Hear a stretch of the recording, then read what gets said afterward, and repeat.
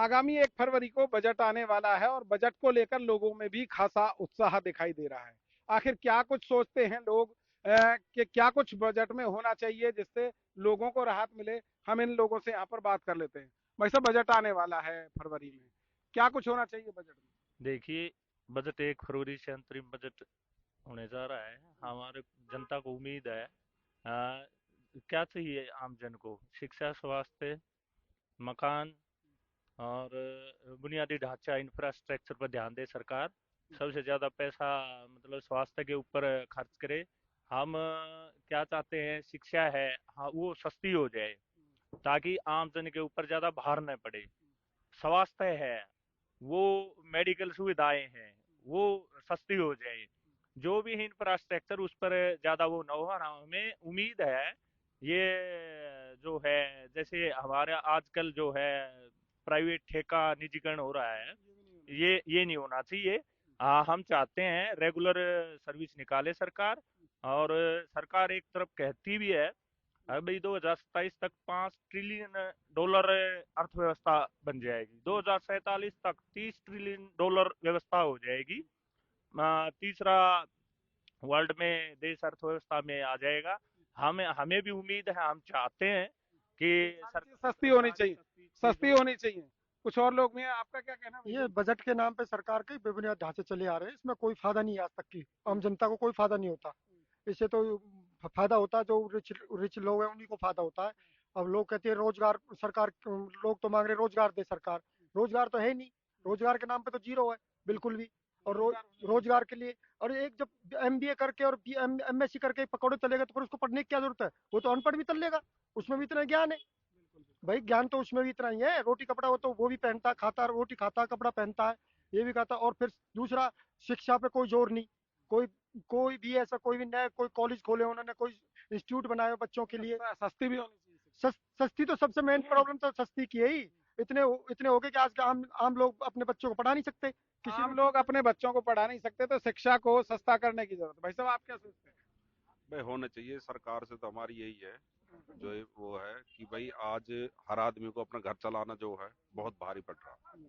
और इसलिए ऐसे वो दिए जाए, महंगाई को कम किया जाए, पेट्रोल डीजल कोई भी चीज है जिससे वो अपना आसानी से कर सके। शिक्षा को अपनी इतनी राहत दी जाए कि हर आदमी अपने बच्चों को अच्छे स्कूल में, अच्छे इंस्टीट्यूट में उसमें पढ़ाया जा सके। तो अच्छे स्कूल में पढ़ा सके, शिक्षा पर काफी ध्यान फोकस होना चाहिए। आपका क्या कहना है भाई साहब?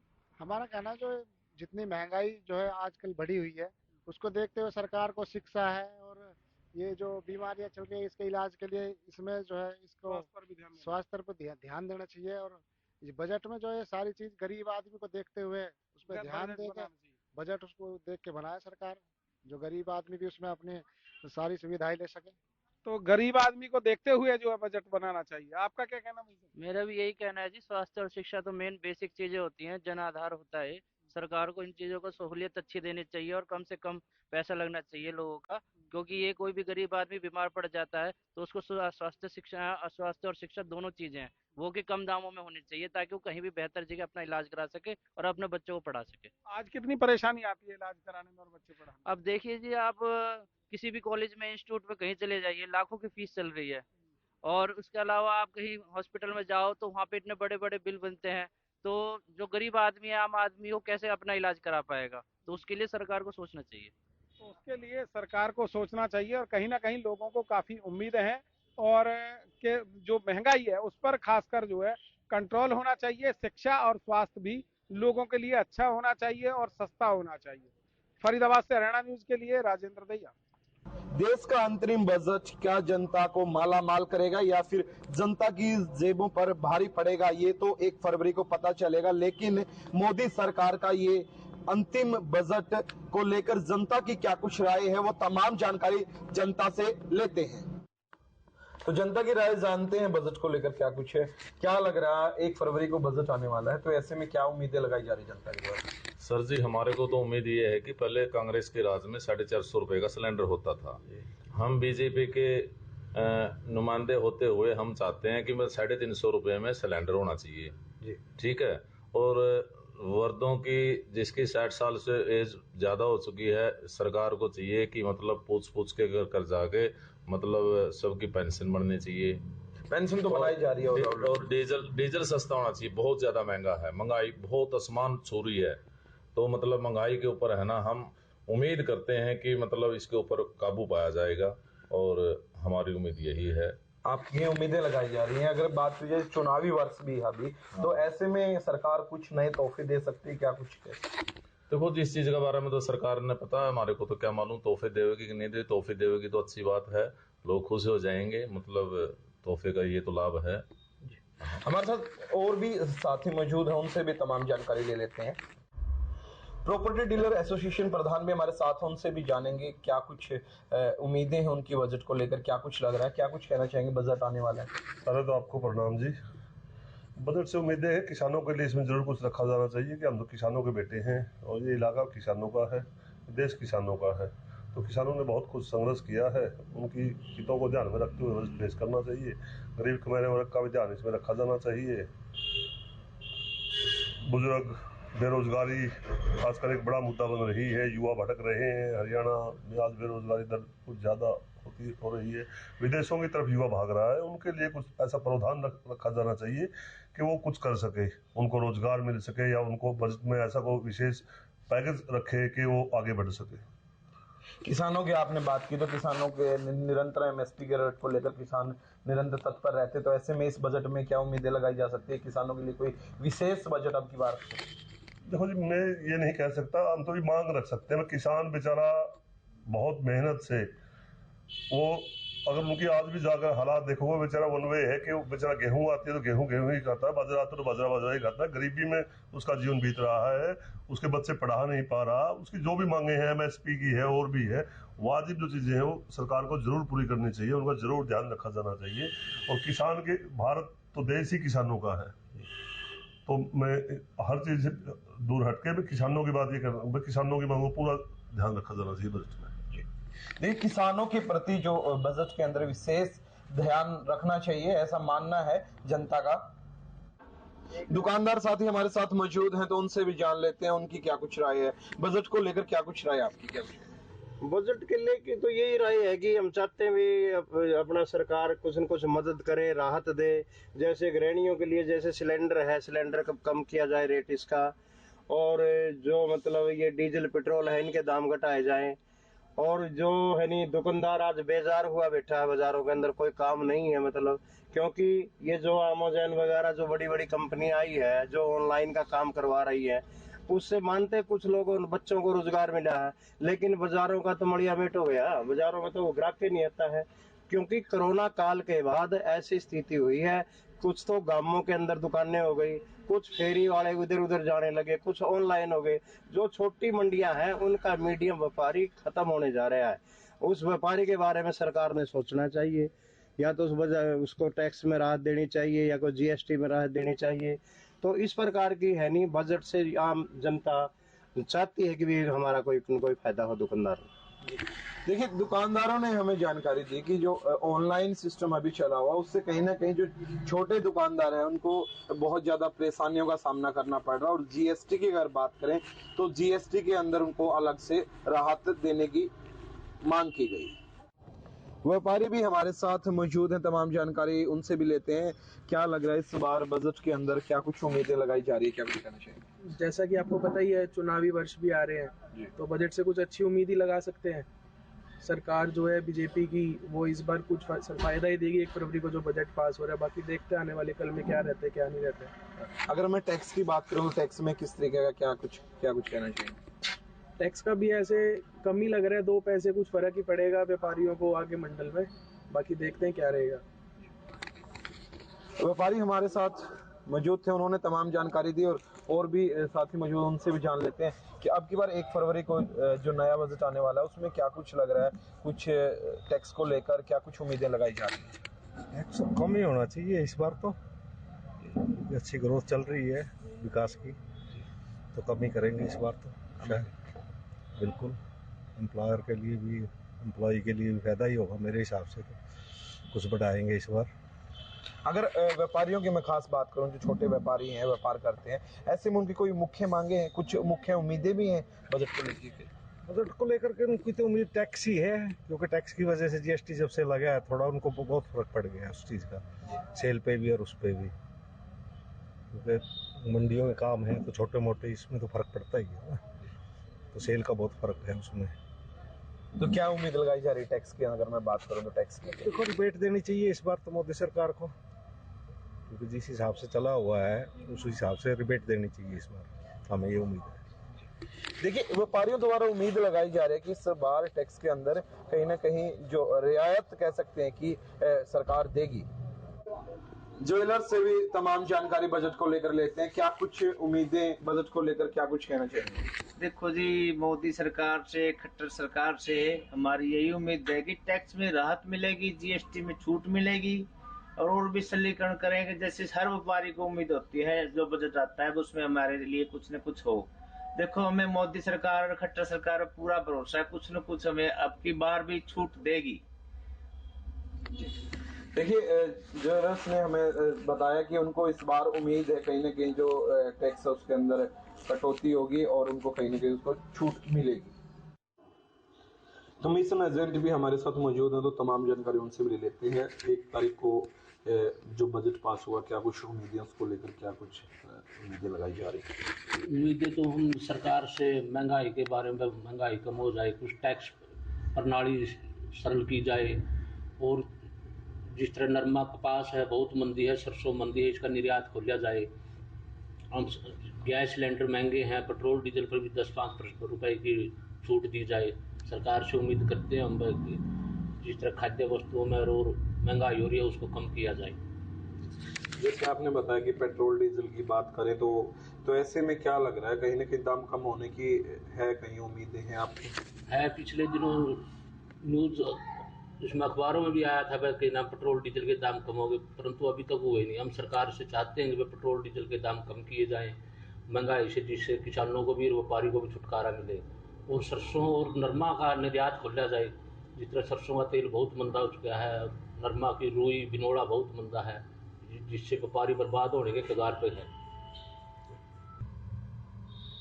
जी, हमारे साथ कमीशन एजेंट थे, जो तमाम जनता से हमने जानकारी ली, सबने एक ही शब्द पे फोकस किया, एक ही विचार पर फोकस किया कि जो कहीं ना कहीं जो पेट्रोल डीजल के दाम है वो कम होने चाहिए, गैस सिलेंडर है वो कम होना चाहिए, और टैक्स के अंदर भी कमी आनी चाहिए। तो ऐसे में लोगों को उम्मीदें हैं नए बजट से कि कहीं ना कहीं जो महंगाई है उसको कम किया जाएगा। वीडियो जर्नलिस्ट हरदीप के साथ प्रदीप शौकन, हरियाणा न्यूज़। और जो आने वाला बजट है हम सरकार से बहुत उम्मीदें रख रहे हैं, और हम चाहते हैं कि भाई गरीबों को हित के अंदर भाई सरकार हमारे लिए करे। जैसे टैक्स लग रहे हैं, नमक पर टैक्स लग रहा है, तो जो बीपीएल राशन कार्ड है जो रद्द कर दिए गए हैं, इस पे गौर की जाए कि गरीब बंदा, आम जनता गरीब कहाँ जाएगी। तो हम सरकार से चाहते हैं कि हमारे लिए जो अच्छा हो। सिलेंडर इतना महंगा हो रहा है, ये आज की डेट के हिसाब से गरीब आदमी सिलेंडर प्रोवाइड नहीं कर सकता। देखो, पहले बड़ी महंगाई थी, सिलेंडर इतना महंगा था, दालें नमक ले लो, है हर चीज पे इतनी महंगाई, तेल महंगा हो गया सरसों का। बताओ, गृहिणी के लिए तो मुश्किल ही है ना ये घर चलाना। अब हम ये चाह रहे हैं कि जो आने वाला जो बजट है वो हमारी उम्मीदों पे खरा उतरे, ताकि सिलेंडर के दाम भी कुछ कम हो। ये राशन है, तेल है, नमक है, उस पर भी टैक्स लगा हुआ है, थोड़ा टैक्स भी कम हो जाए। और हम गृहिणियों को और क्या चाहिए, हमें घर चलाने के लिए। ये हर कोई सोचता है कि चलो जी सस्ते से सस्ता सामान हो, लेकिन अब इतना महंगाई हो जाएगी तो गृहिणियाँ कैसे सह पाएंगी ना। और आज के दिन सभी कंट्रीज में इन्फ्लेशन जो है, महंगाई जो है वो काफ़ी ज़्यादा बढ़ी हुई है। तो बेसिक एक्सपेक्टेशन जो गवर्नमेंट से है वो यही है कि जो एक तो पहली बात तो जो इन्फ्लेशन है, जो महंगाई है, उसको कंट्रोल करा जाए, और दूसरी चीज़ की जॉब अपॉर्चुनिटीज ज़्यादा क्रिएट हो। जॉब अपॉर्चुनिटीज एमएनसी से ज़्यादा क्रिएट तो नहीं हो पाएंगी, बट डेफिनेटली लोकल जो मार्केट है, लोकल मार्केट को बढ़ावा देना पड़ेगा, लोकल जो स्मॉल बिजनेस है उसको बढ़ावा देना पड़ेगा, ताकि जो इकोनॉमी है वो सेम ही पेस पे चलती रहे, उसमें ज़्यादा इम्पैक्ट ना आए। एंड दूसरी चीज़ की लोकल इंडस्ट्रीज और ज़्यादा बड़े लेवल पे ग्रो हो, ताकि इम्पोर्ट इतना ज़्यादा ना रहे, जो ज़्यादा रहे वो एक्सपोर्ट रहे, ताकि इंडिया के पास उस हिसाब से पैसा आता रहे and the economy stage intact. और जो ये बजट आने वाला है, इससे हमें सरकार से बहुत ज़्यादा उम्मीदें हैं, क्योंकि महंगाई बहुत ज़्यादा बढ़ती जा रही है। आटा हो गया, तेल, चीनी और ये सिलेंडर के दाम बहुत ज़्यादा बढ़ रहे हैं, जिससे घर का गुजारा करना बहुत ज़्यादा मुश्किल हो रहा है एक गृहिणी के लिए। तो मैं बस यही चाहती हूँ गवर्नमेंट से, अपनी सरकार से, कि वो थोड़ा महंगाई कम करे, और आने वाले बजट से हमें बहुत ज़्यादा उम्मीदें हैं कि महंगाई थोड़ी कम हो। और मुझे बजट को लेकर बहुत ही लोगों को परेशानी हुई पड़ी है, क्योंकि महंगाई बढ़ती जा रही है और जो आगे बजट आने वाला है उसमें तो बहुत ही हम सोच रहे हैं कि ये खाना दाना बहुत ही महंगा होता जा रहा है, रसोई चलाना बहुत मुश्किल होगी। मैं रसोई की जो गृहिणी है वो बहुत परेशान है, सिलेंडर है, आटा है, दाल है, हर चीज को लेके बहुत परेशानी खड़ी हुई पड़ी है। बच्चा को पालन पोषण करना बहुत मुश्किल है। हम चाहते हैं कि कम से कम महंगाई तो कम हो, गरीब लोग जो है, जो खाना सिर्फ 2 रोटी के लिए तो है, उनका वो भी पूरा नहीं हो रहा है। बाकी महंगाई तो बहुत ही ज्यादा बढ़ती जा रही है। हमारे देश का नया बजट आने वाला है अभी, तो हमें सरकार से बहुत उम्मीदें हैं। हमारे जो गेहूं है, आटा है, सबके रेट बहुत बढ़ चुके हैं, पेट्रोल डीजल सबके रेट बढ़ चुके हैं। आम आदमी के लिए खर्च चलाना बहुत मुश्किल हो रहा है आज के टाइम में। तो हमें सरकार से यही उम्मीद रहेगी कि हम आगे रेट मतलब कम करें और इसको जल्दी हमारे जो आम आदमी के लिए कुछ ना कुछ जरूर करें, जो हमें इससे हमारे को महंगाई से राहत मिले और हमें अच्छा महसूस हो। देखिए, सरकार जहाँ अच्छा काम कर रही है वहाँ उसके साथ एक छोटी छोटी जो बातें हैं उसमें भी कंट्रोल होना बहुत ज़रूरी है, क्योंकि देश जो है वो 2 चीज़ों से बहुत आगे चलता है। वो एक पहली एजुकेशन और दूसरा जो है वो मेडिकल, और दोनों ही चीज़ों पे हमारे यहाँ बहुत ज़्यादा दिक्कत है। 3 रुपये के दवाई के पत्ते पे 27 रुपये MRP होता है, तो इस चीज़ों पे पहले तो कंट्रोल होना चाहिए। और दूसरा मैं ये कहना चाहूँगा कि जो स्लैब बना रखी है 5% से लेके 18% तक GST की, इसको एक फ्लैट स्लैब होनी चाहिए। वो 2% अगर कर दे फ्लैट, तो मैं समझता हूँ कि जितना हमारे देश को रेवेन्यू आता है उससे कई हज़ार करोड़ गुना ज़्यादा रेवेन्यू और इकट्ठा होगा। मेरी तो यही रिक्वेस्ट है कि ऐसा बजट लाएं जिससे कि आम जनता को, गरीब जनता को राहत मिले। पहले जिस प्रकार से दे रहे हैं उससे और ज़्यादा राहत मिले। मैं तो यही सरकार से निवेदन करूँ। क्या क्या होना चाहिए? जैसे दालों पर और टैक्स, GST पर घटाया जाए, पेट्रोल पर घटाया जाए और गैस सिलेंडर को कम किया जाए। इस प्रकार से कई उपलब्धियां हैं जो कि महंगाई के अंदर हैं। मैं मोदी सरकार से यही बेनती करूंगा भाई, जिस प्रकार से पहले वो सरकार को बहुत देश को ऊंचा लेकर गए हैं, ये आम गरीब जनता को भी राहत में रखें। बीजेपी सरकार के जो 5 साल पूरे होने वाले हैं और ये बीजेपी के कार्यकाल का अंतिम बजट होगा। इसके बाद चुनाव होंगे, तब सरकार का गठन होगा। अब जो बजट आने वाला है उसको लेकर तमाम वर्ग हैं क्या कुछ सोचते हैं, और खासकर व्यापारी वर्ग है जो, वो क्या सोचता है। और हम इस समय बल्लभगढ़ की जो मार्केट है उसमें खड़े हुए हैं। तमाम जो पदाधिकारी आप देख सकते हैं, हरियाणा व्यापार मंडल के पदाधिकारी भी हैं, वो तमाम व्यापारी हैं जो रोजाना व्यापार में लगे रहते हैं। इनसे हम जान लेते हैं आखिर क्या कुछ बजट में होना चाहिए। सर, क्या नाम है आपका? मेरा नाम प्रेम खट्टर है, हरियाणा व्यापार मंडल बल्लभगढ़ का प्रधान हूँ जगह आदमी। सर, बजट आने वाला है फरवरी में, क्या कुछ होना चाहिए बजट में, और पिछली बार क्या कुछ था? बजट में तो सबसे बड़ी बात है महंगाई पे कंट्रोल करना चाहिए। क्यों, रोजाना की चीजों पे महंगाई नहीं बढ़नी चाहिए। पहले काफी बढ़ी थी, अब ठीक है, लेकिन कोई अलग टैक्स ना लगे जिससे व्यापारी वर्ग परेशान होता है। और हम तो ये चाहते हैं कि जगह आदमी जो GST लगी हुई है इसको जितना ज्यादा कम करेंगे उतना ज्यादा टैक्स आएगा। इसके अलावा और कौन से टैक्स की बात कर रहे हैं कि भाई और टैक्स नहीं लगना चाहिए? और टैक्स एक्स्ट्रा जगह आदमी, मान लो हमारे 5% लगा हुआ है टैक्स, उसको 12 कर देते हैं या कुछ कर देते हैं तो महंगाई बढ़ जाएगी। महंगाई पे बहुत जरूरी है कंट्रोल करना सरकार को। क्यों, अभी तक जाके आदमी महंगाई पे कंट्रोल, जो रोजाना की चीजें हैं उन पे कंट्रोल नहीं हो पा रहा। बिल्कुल कंट्रोल नहीं हो पा रहा, क्योंकि इस जो कार्यकाल है बीजेपी का उसका आखिरी ये बजट है। अच्छा होगा बजट, क्योंकि चुनावी बजट भी हो सकता है, विपक्ष भी आरोप लगाता है। आप किस नजरिए से देखते हैं? मैं ये चाहता हूँ कि जो व्यापारी है सबसे ज्यादा टैक्स की मशीन बना हुआ है, सबसे ज्यादा टैक्स व्यापारी देता है और हर कस्टमर डिजिटल पेमेंट कर रहा है। डिजिटल पेमेंट को थोड़ा सा आसान बनाया जाए। जिसको भी देखो पेटीएम कर रहा है, फोन पे कर रहा है, कुछ भी कर रहा है, इसको थोड़ा सा आसान बनाए ताकि व्यापारी को थोड़ा सा सुविधा हो। सारा पैसा वाइट में जा रहा है, सब कुछ जा रहा है, और हमारे ऊपर टैक्स हम दे रहे हैं, फैसिलिटी दूसरे ले रहे हैं। हम किसी वर्ग में नहीं आ रहे। फ्री की रेवड़ियां, हमारे पैसे से फ्री की रेवड़ियां दूसरे आदमियों को बांटी जा रही हैं।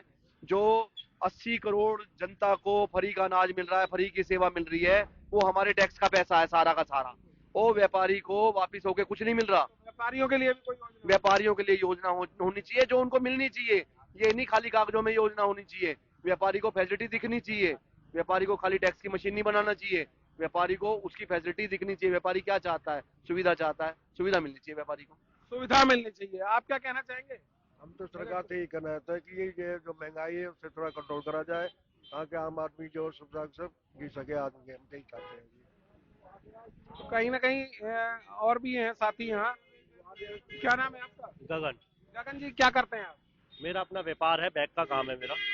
क्या होना चाहिए बजट में? किस तरीके का बजट होना? बजट में मैं श्री माननीय खट्टर साहब से यही कहना चाहूंगा कि जैसे बजट में आप लोग टैक्स बढ़ाए जा रहे हैं, टैक्स की वृद्धि हो रही है, उससे क्या कर रहा है, व्यापार में भी हमें मुश्किल हो रही है और हमारी महंगाई जो है वो लगातार बढ़ती जा रही है।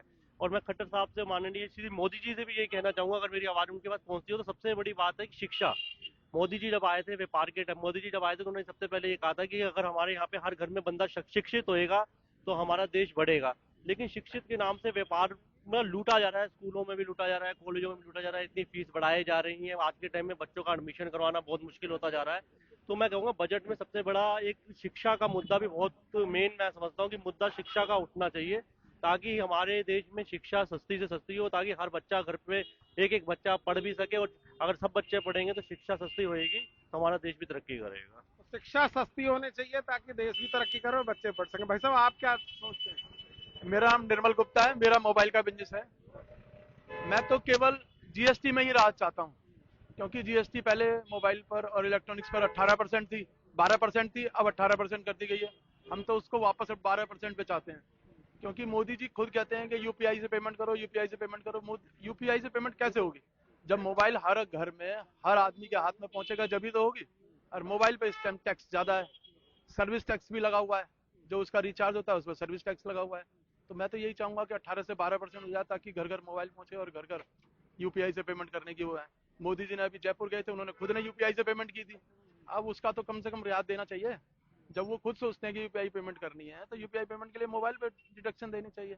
हम तो यही चाहते हैं कि हमारे इलेक्ट्रॉनिक्स और मोबाइल आइटम पर जीएसटी वापस 12% करनी चाहिए। तो कहीं ना कहीं जीएसटी 12% करनी चाहिए। और लगातार जिस तरीके से व्यापारी वर्ग में खासी उम्मीद है कि इस बार का बजट काफी अच्छा होगा और जो वो कह रहे हैं उन मांगों पर भी जरूर ध्यान दिया जाएगा। तमाम जो व्यापारियों को जो परेशानियां होती हैं उनके बारे में भी सरकार सोचे, क्योंकि टैक्स भी वो जमा कर रहे हैं। साफ तौर पर कहना है कि जो बजट है वो उनके हिसाब से होना चाहिए और उनको भी सुविधाएं मिलनी चाहिए। फरीदाबाद से हरियाणा न्यूज के लिए राजेंद्र दैया।